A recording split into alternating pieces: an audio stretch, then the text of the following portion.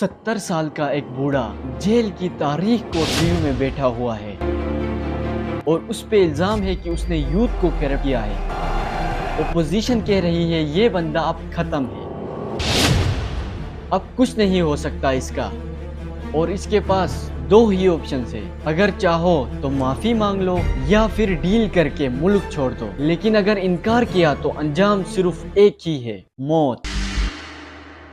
इस बंदे का नाम हम सब जानते हैं और इसका नाम है सोक्रेटिस, सुकरात। इंसान के लिए बगैर सोचे समझे जीने से मरना बेहतर है। और ये कहानी आज से 2500 साल पहले एथेंस ग्रीस के एक टेम्पल से शुरू होती है।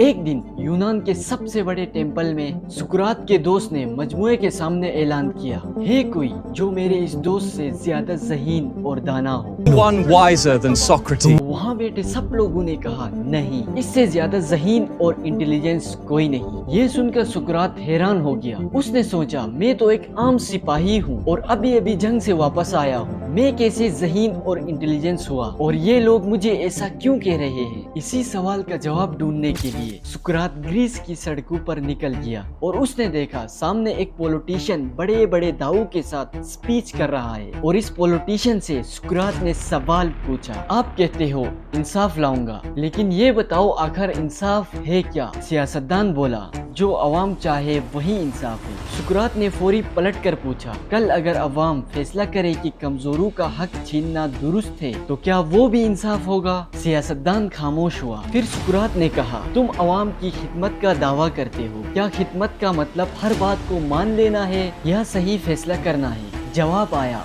हर बात मान लेना है। सुकरात मुस्कुराया और बोला, अगर मरीज जहर मांगे तो अच्छा डॉक्टर उसे जहर देगा या उसकी जान बचाएगा। तो वहाँ बैठा पूरा क्राउड एकदम हैरान हो गया कि ये किस किस्म के क्वेश्चन है। फिर सुकरात ने पूछा, तुम करप्शन खत्म करना चाहते हो, क्या करप्शन सिर्फ रिश्वत लेना है या अपनी पावर अपने और अपने फैमिली के लिए यूज करना है। एकदम सारा क्राउड चीखने लगा, हाँ ये भी करप्शन है। पॉलिटिशियन वहाँ से बहुत ही शर्मिंदा होके वापस चला गया और सुकरात अवाम के सामने हीरो बन गया। रफ्ता रफ्ता वो हर गली हर चौक में सवाल पूछने लगा, कभी कोई बिजनेसमैन तो कभी कोई पॉलिटिशियन और कभी कोई शायर। सब इसके सवालों से एक्सपोज हो जाते थे और देखते ही देखते सुकरात पूरे यूनान में वायरल हो गया। जहाँ वो जाता नौजवानों का हुजूम उसके पीछे होता। उन्हीं नौजवानों में से एक खामोश लड़का सब कुछ देख रहा था। ये शख्स नंगे पाँव और रोजाना एक जैसे कपड़े पहनकर घूम रहा है और ये दुनिया की किसी भी चीज का ख्वाहिशमंद नहीं, और फिर भी माशरे को हिला रहा है क्योंकि अब नौजवान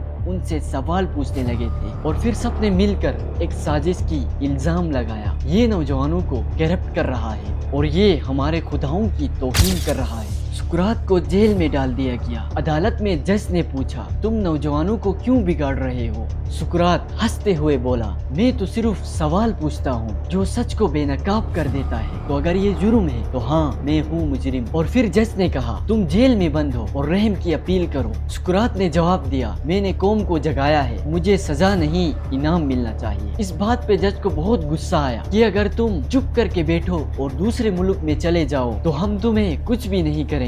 तो सोक्रेटिस ने कहा, नहीं, इस सच्चाई और इंसाफ के बगैर जीने से बेहतर है कि मैं मर जाऊं।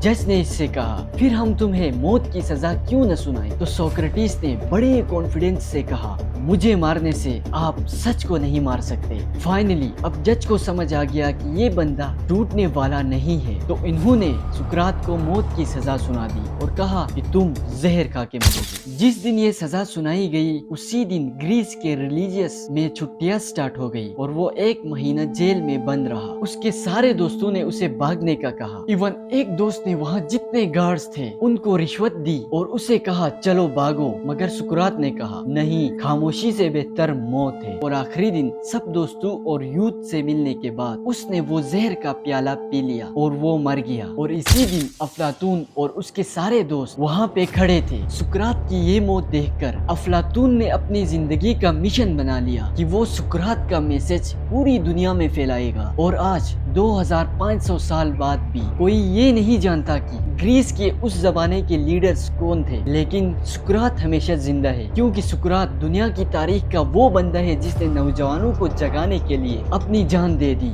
और उसकी कुर्बानी की वजह से अफलातून, फिर एरिस्टोटल और इसी की टीचिंग्स की वजह से फिर एक यूनान का लड़का अलेक्जेंडर द ग्रेट ने दुनिया की तारीख की सबसे बड़ी एम्पायर बनाई थी।